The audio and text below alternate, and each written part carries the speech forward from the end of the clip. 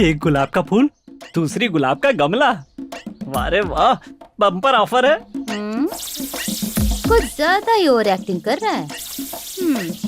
अजी सुनिए, अंदर क्या कर रहे हैं? एक्सरसाइज कर रहा हूँ, एक्सरसाइज। अपनी ताकत बाहर आकर दिखाइए। किसको? ये आया है इस पर। ठीक है, आ रहा हूँ। अरे बाप रे, भागो।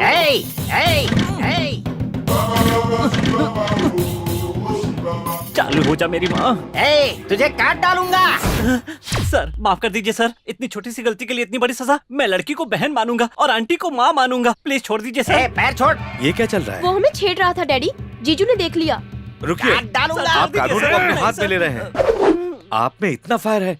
ओह गॉड, मैंने आपको सस्पेंड करके गलत किया। देखिए, यही फायर पुलिस डिपार्टमेंट को चाहिए। कल ही जाके ड्यूटी ज्वाइन कर लीजिए। All the best. ऐसा क्या देखा इन्होंने जो कल ही ड्यूटी ज्वाइन करने के लिए कह रहे?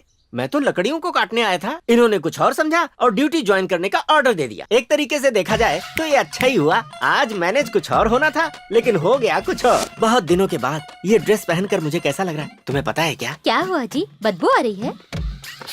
क्या कहा? तुझे ड्रेस से बदबू आ रही है? इसे धोया नहीं था क्या? मैं समझी इस ड्रेस की आपको कभी जरूरत ही नहीं वो पड़ेगी। बंद कर। बोल रही है हाउस वाइफ है तू, जवाब दे रही है, थोबड़ा तोड़ दूंगा। भले ही ये ड्रेस पुरानी है, लेकिन मेरे लिए नहीं है। मसान कर रख दूंगा।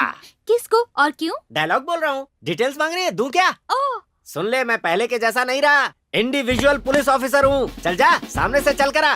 अब ये क्या मॉडल की तरह से कैटवॉक कर रही है? जल्दी आ। तानाशाह रामचंद्र, मैं आ रहा हूँ। सिक्सर लगाता हूँ। सॉरी जीजू। सॉरी के बच्चे, इतने दिनों बाद ड्यूटी ज्वाइन कर रहा हूँ और तू मुझे बैट से मार रहा है। नहीं छोड़ूंगा तुझे। क्या है?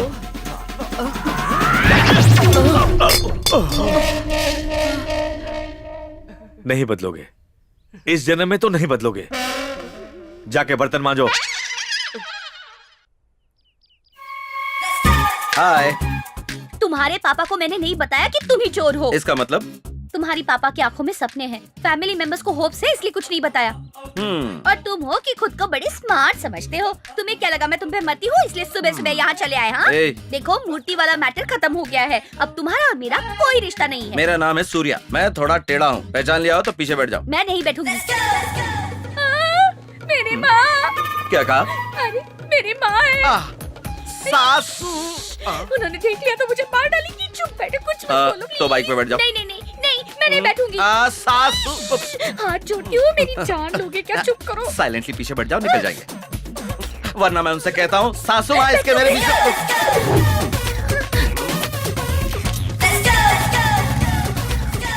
आजकल लड़कियां धूप से बचने के लिए या किसी और वजह से मुंह ढकती है, पता ही नहीं चलता। अरे उन्हें क्या बोलना है, ये सब तो उनके माँ बाप को बोलना चाहिए।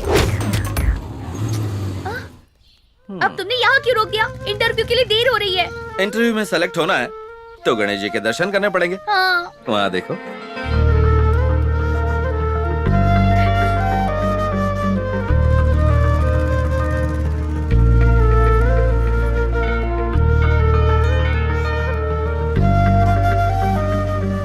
Thank you so much.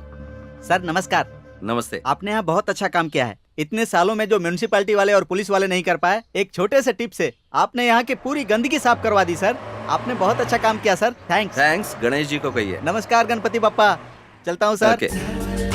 भगवान तुम्हारे घर में रहेंगे तो तुम्हारा अच्छा होगा, और अगर यहाँ रहेंगे तो पूरी कॉलोनी का अच्छा होगा। इसीलिए चोरी की मैंने। एक नई मूर्ति भी तो खरीद सकते थे। हाँ, बात तो तुम्हारी 100% सही है, लेकिन तुम्हारे घर की मूर्ति की पूजा पाठ ज्यादा होती थी तो उसमें शक्ति ज्यादा है, इसलिए मुझे चोरी करनी पड़ी। I am sorry. तुमने इतना अच्छा काम किया और मैं तुम्हें समझ नहीं पाई। सॉरी तो मुझे कहना चाहिए।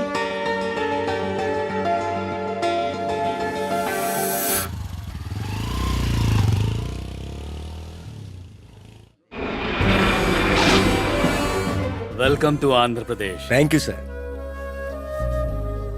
हमारी विनती मानकर आप हमारे राज्य में इन्वेस्ट करने के लिए आए हैं, इसलिए सरकार की तरफ से मैं अपने हृदय से आपका धन्यवाद करता हूँ। Thank you sir, thank you very much. हाँ प्लीज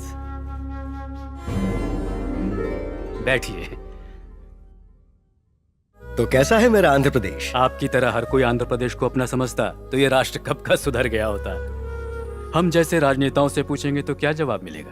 अगर सत्ता में रहे तो जवाब देंगे राष्ट्र तरक्की कर रहा है, विपक्ष में रहेंगे तो कहेंगे विनाश हो रहा है। ठीक नहीं है। भले ही आपकी सरकार ठीक काम कर रही हो, लेकिन सार्वजनिक क्षेत्रों में काम करने का तरीका बिल्कुल ठीक नहीं। शायद आप सारे रिपोर्ट्स देखकर ही बात कर रहे होंगे। नहीं, ये सर्वे मैंने करवाए हैं, इनकी रिपोर्ट देख के बता रहा हूँ। यहाँ की सरकारी स्कूल्स और सरकारी हॉस्पिटल्स में काम करने का तरीका बिल्कुल ठीक नहीं। मूलभूत संसाधनों की कमी वाले स्कूल्स और हॉस्पिटल्स हमारे प्रदेश में करीब 80% हैं। जी मानता हूँ। इंसान को जिस तरह अच्छे स्वास्थ्य की जरूरत होती है, उसी तरह अच्छे इंसान बनने के लिए शिक्षा की जरूरत होती है।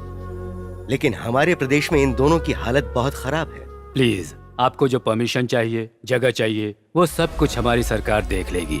आप जो 1000 एकड़ की जमीन देने वाले हैं, उस पर अगर मैं करोड़ों खर्च करके फैक्ट्री खड़ी कर दूं, तो कई हजार लोगों को नौकरी मिल सकती है और उससे मुझे प्रॉफिट भी होगा। पर ऐसा करना मेरा इंडिया आकर बिजनेस करना होगा, सेवा करना नहीं होगा। पर मैं यहाँ पर सेवा करने के लिए आया हूँ। व्हाट?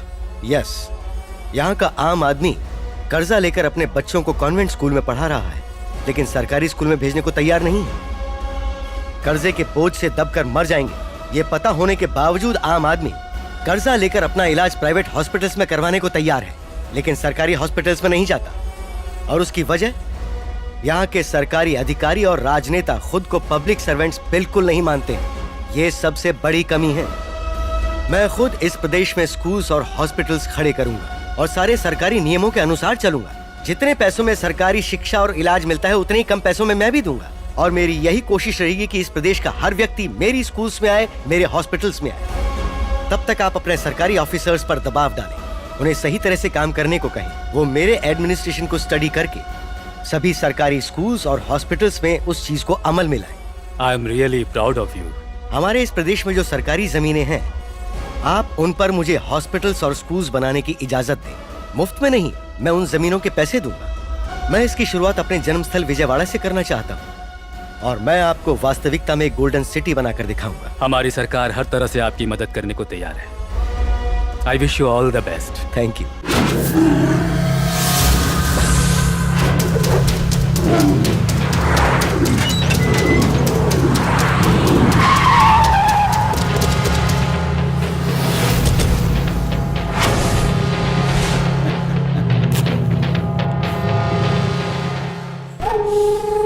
ये नहीं सुधरेगा। सब लोग यहाँ झुंड बनाकर क्यों आ गए? वाह भाई, हमने जो विजयवाड़ा में जमीन कब्जा किया था ना, कोई एनआरआई आया है, उसे जमीन देने के लिए सीएम का लेटर भी आया है। एक copy to commissioner of police, एक कॉपी टू डिस्ट्रिक्ट कलेक्टर, एक कॉपी टू एमपी, एक कॉपी टू मेयर। जल्दी दिखा। टेंशन में थे कि आपको मिली या नहीं। मिलने के बाद हम टेंशन में आ गए। अगर उसे उड़ा देंगे तो हमारा टेंशन जल्दी क्लियर हो जाएगा। वो एनआरआई है, उसे टच करना यानी डायरेक्ट अमेरिका से पंगा लेना हो जाएगा। कितने तरीकों से जी सकते हो ये बताती है हमारी भगवत गीता। गलती करने वाला कैसे बच के निकल सकता है, ये बताता है हमारा Indian penal code. Indian penal code के रास्ते ढूंढने के लिए ऐसे लॉयर ही चाहिए। सत्या!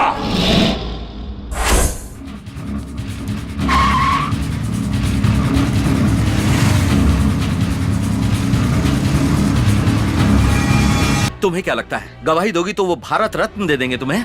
कल को तुम्हारा मर्डर हो गया तब भी ये ऐसी बातें करेंगे। पुलिस वाले के बेटे हो, खुद पुलिस ऑफिसर बनने वाले हो, अप्रिशिएट करने की बजाय रोक रहे हो। अरे वो कोई छोटा मोटा गुंडा नहीं है। देखो क्यों बोल रहा हूँ समझो। पुलिस भगवान नहीं होती, रिश्वत पर जीने वाले लोग हैं वो। उन पर भरोसा करने चली हो तुम? मेरे बोलने पे आपको गुस्सा आ गया। पुलिस के बारे में जनता जो बोलती है, अगर वो सुन लिया आपने तो हार्ट अटैक आ जाएगा आपको। भूख लगती है तो माँ याद आती है, जान पर आती है तो पुलिस याद आती है, भगवान की याद नहीं आती। इनकी टोपी पर लगे 3 शेरों को देखकर इन्हें लगता है ये भी शेर हैं, लेकिन टोपी के नीचे लाखों लोमड़ी और गीदड़ भी हैं। पापा, पुलिस हीरो होती है इस गलतफहमी से अब बाहर आ जाइए। जो बात 20 सालों में भी नहीं समझ पाया, वो 2 मिनट में क्या समझेगा? बेटी, आई रियली अप्रिशिएट यू। तुम रिपोर्ट लिखा दो, मैं उसे अरेस्ट करूंगा। क्या दिखाएंगे आप? आप जैसे सिंसियर ऑफिसर कुछ नहीं कर सकते, सिर्फ पुतले बन के बैठे हैं, पुतले। डिपार्टमेंट के बारे में जो गलतफहमी है, तुम्हारे सामने उसे अरेस्ट करके दूर करूंगा। चलो मेरे साथ, चलो। मेरे एब्सेंट में पावर इसी के हाथ में होती है ना। मुझे 104 डिग्री बुखार है, छुट्टी पर हूँ, भाड़ में जाइए। Auto sir, mutton. 402। Yes sir. अपनी शर्ट इसे दे दो। वर्दी में जो हिम्मत और ताकत है वो उसके सीने तक पहुंचने दो। पहनो इसे, हिम्मत बढ़ जाएगी। इस वर्दी को पहनने से हिम्मत बढ़ जाएगी। डायलॉग अच्छा है।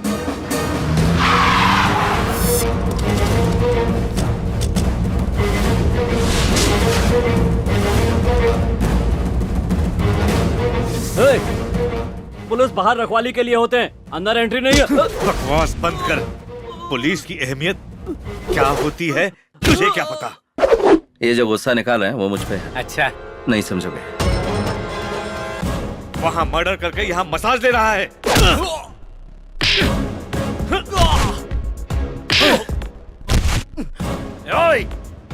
वारंट है क्या? वारंट पढ़ भी सकता है क्या? जब बच्चा लात मारता है तो वो बात बुरी नहीं लगती। जब पानी ना हो तो बच्चे की साफ करने के काम आएगा। जब बीच रास्ते पर मारा तभी किसी ने नहीं पूछा और तू सीधे अंदर आ गया। डिपार्टमेंट को ही नहीं पड़ी तो तू क्यों भेजा खराब कर रहा है? पेंशन लेने के बारे में सोचो, बीवियां तुम्हारे इंश्योरेंस के बारे में नहीं सोचती। मुंह बंद कर। मैं तेरी बकवास सुनने नहीं आया, तुझे अरेस्ट करने आया। यही होगा, मैंने समझाया था, पर सुनता कौन है? मैं बलराम जाधव का आदमी हूँ। मुझे लेकर जाएगा तो पूरा शहर शमशान बन जाएगा।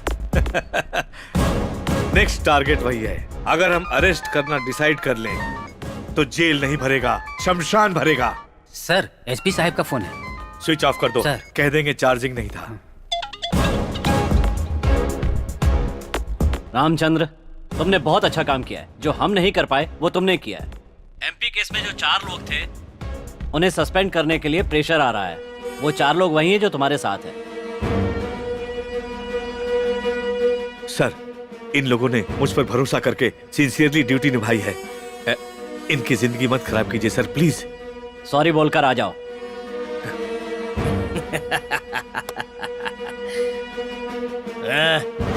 कॉल।